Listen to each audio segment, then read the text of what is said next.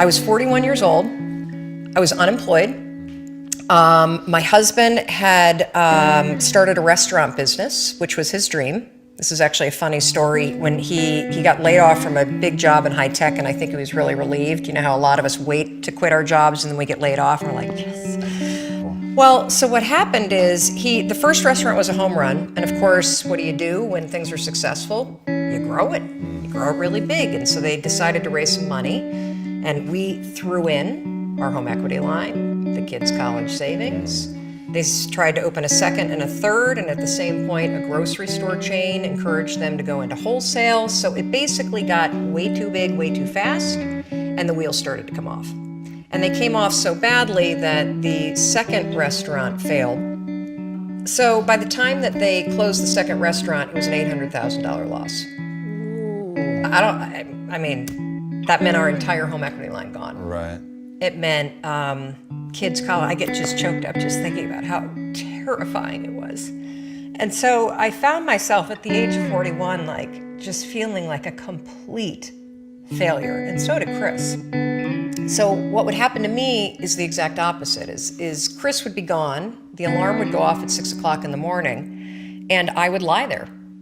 And I would think about the lien on the house, and I would think about the bankruptcy that we were facing, and I would think about how much we had fought the night before, and I would think about the fact that I was unemployed, and I would hit the snooze button. I mean, why would you get up when your life is like that? In the scheme of life, hitting the snooze button is not that big of a deal.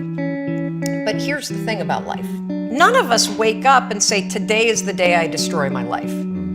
What we do is we kind of check out because it feels overwhelming. Or we check out because we're afraid. Or we check out because we start listening to self-doubt. And then we make these teeny tiny decisions all day long.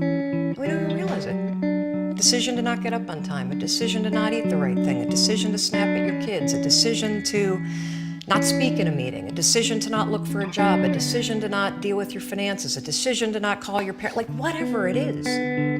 All day long, these tiny decisions that take you so far off track. And then you wake up like I did and you look at your life and you think, how the hell did I get here? So I got in this struggle with myself that a lot of us find ourselves in, and that is you get trapped in what I call the knowledge action gap. You know what to do, but you can't seem to make yourself do it, right? I mean, every one of us is one Google search away from a list of instructions that if you follow any of them, it will change your life. But how do you get out of your head and stop thinking about what you need to do and actually do it? And in my case, this stuff was pretty easy. Get up on time, make breakfast for the kids, get them on the bus, start looking for a job. Be nicer to Chris. Don't drink so much. Instead of isolating yourself, pick up the phone and call a friend. Get yourself out into the woods and go for a walk. Start running again. Like all these little things that I was capable of, but I couldn't get out of here. Could not get out of here. And if you're stuck, that's the problem. The problem is you're in your head, you're thinking. That is the universal problem, and it all starts with this knowledge of what to do, and then you hesitate and you think about whether or not you feel like doing it. So for a couple months, I was really stuck. Chris would get up at 6, I'd hit the snooze, and then I'd hit the snooze, and then I'd hit the snooze, the kids would miss the bus, and then every night I'd do the same thing. I'd go in bed. Have you ever had one of those nights? Probably before you started your company, but where you go in bed and you're like, all right, Tom, that's it. Tomorrow, it's the new me. Tomorrow, I'm gonna get up on time. I am gonna go to the gym. I am gonna look for a job. I'm not gonna drink so much. It's gonna be amazing.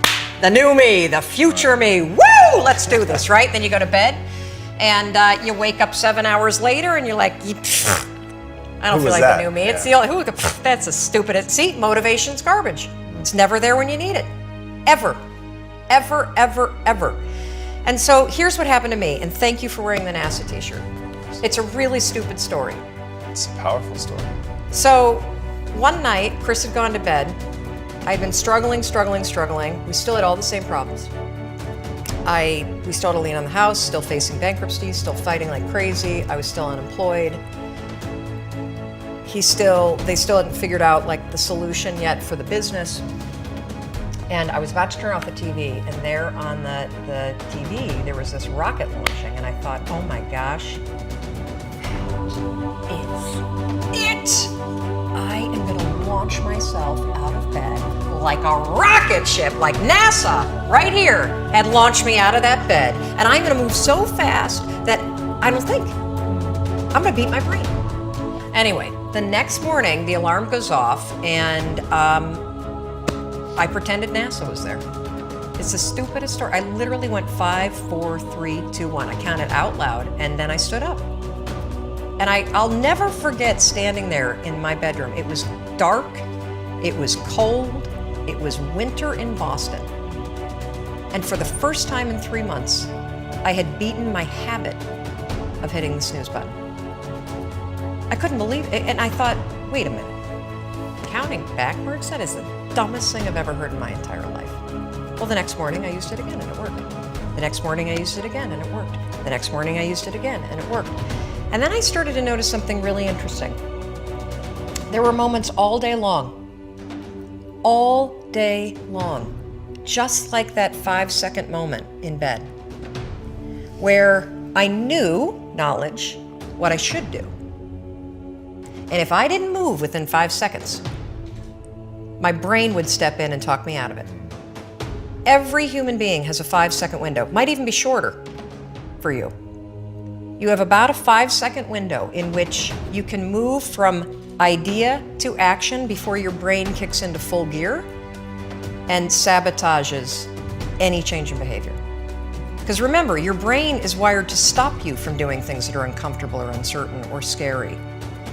It's your job to learn how to move from those ideas that could change everything into acting on them in the smallest moment. Because I went from getting up on time and waking up on time to shaking up my entire life.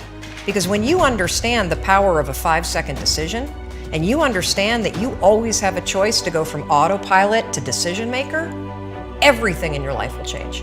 You will be a different negotiator, you will be different in sales, you will be unstoppable in the gym, because you will realize the amount of garbage that you put in the way of your hopes, of your dreams, of your potential, of your confidence, of your courage. Everything comes down to the decisions that you make. We all know what to do. None of us know how to make ourselves do it. So the single most profound use of the 5-second rule is mind control. You can actually use one stupid little trick to push yourself to grab it. I wanted to change my life.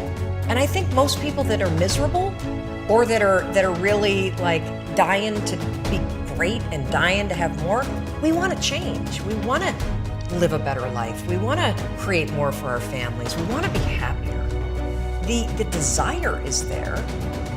It's your job to push yourself. There are tricks that you can use that actually outsmart the tricks your brain plays on you. You can outsmart your own brain.